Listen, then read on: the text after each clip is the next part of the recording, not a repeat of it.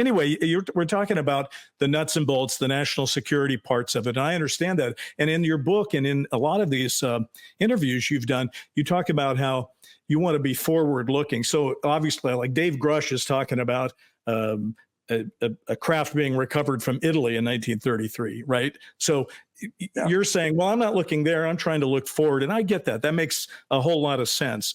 But on the other hand, if Roswell was a real event, then you know how government works. We all do. Government is going to say, wow, that was a big deal. And they just come out of World War II, and they're going to try to get a plan together. So I just want to know if you've heard about this, and if so, if you've heard anything that makes you feel one way or the other. And I'm specifically asking, can you confirm or deny that the creation of any kind of government group in the past that was either known as Majestic-12, MJ-12, Majic-12, or any of that?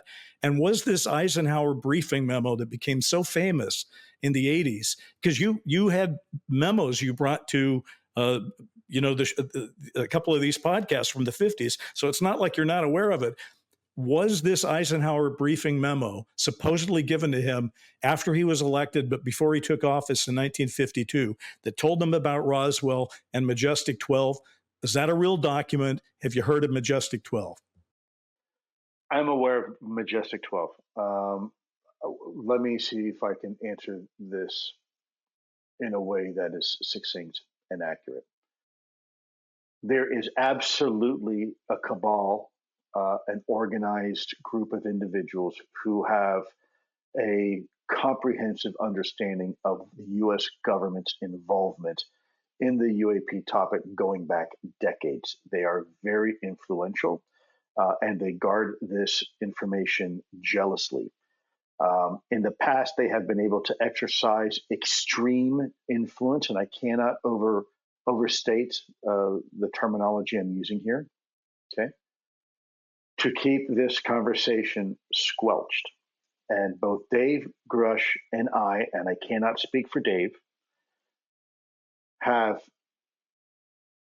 felt the brunt of that at one point. And I'm not prepared to go into that conversation right now. That will, at some point, that part of the story will probably be revealed. It's very concerning and disturbing. The lengths that people will go to in order to keep this conversation under wraps, again, I understand it. I don't agree with it, but I can understand the rationale.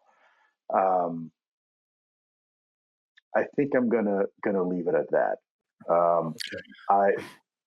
There is a very, very influential and powerful group of individuals, and not all of them are necessarily happy with this conversation happening.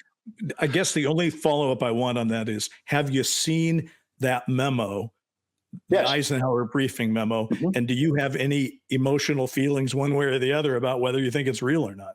It was before my time.